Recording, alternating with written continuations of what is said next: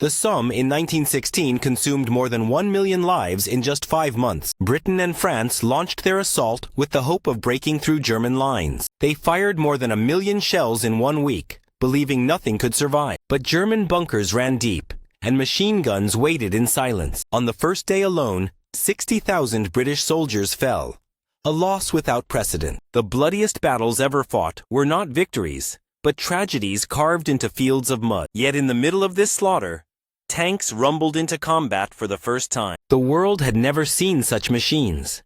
Steel monsters crawling through fire and smoke. They terrified soldiers, but they also broke down constantly and offered little advantage. The Somme dragged on. Villages shattered. Men ground into the earth. No decisive victory came, only exhaustion and graves. How do nations justify battles that change nothing but leave only endless cemeteries? In 480 BC, the Persian Empire marched with numbers that dwarfed entire nations. At Thermopylae, a narrow mountain pass became the stage for defiance. Leonidas of Sparta led just 300 warriors, joined by allies who chose death over surrender. They fought wave after wave, spears shattering, shields locked in blood and sweat. The Persians expected an easy passage, but the Greeks blocked the way for days. Then came the midhook.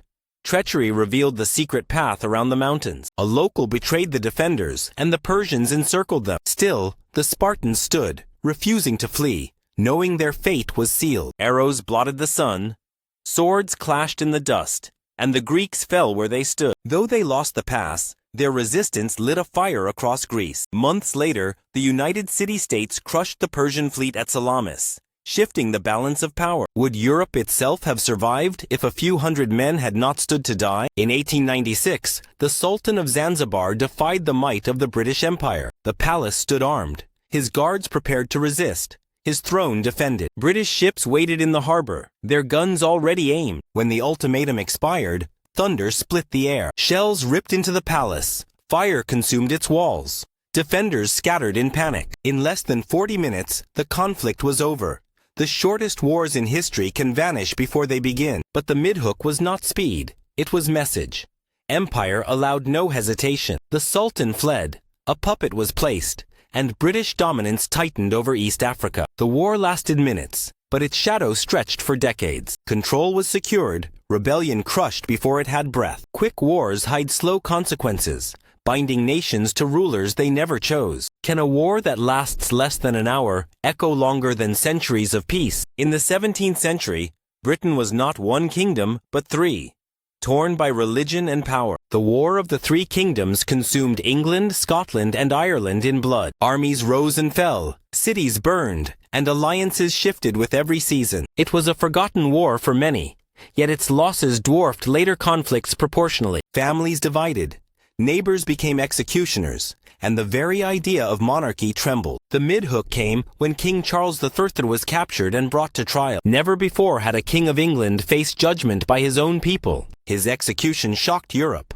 A crown severed with a single stroke. Republics rose, generals ruled, and nations redefined themselves. The war left scars not just in bodies, but in the foundations of government. From this chaos grew the roots of constitutional monarchy and parliamentary supremacy. How can a war that most have forgotten still shape the rules we live under today? In October 1962, humanity came closer to extinction than ever before. The Cuban Missile Crisis placed nuclear fire within minutes of American cities. The United States discovered Soviet missiles hidden on the island, and the world froze. Warships blockaded Cuba, while bombers sat ready with atomic payloads. For 13 days, leaders weighed annihilation against retreat. The midhook was the submarine armed with a nuclear torpedo, cornered and suffocating in the Atlantic. Its captain nearly ordered launch.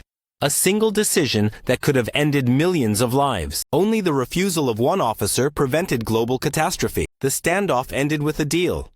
Missiles withdrawn from Cuba, and secret promises made. But the world had seen its reflection in the shadow of fire. It was a war that could have changed everything, stopped only by hesitation and chance. If survival once depended on a single man's choice, how secure is our world today?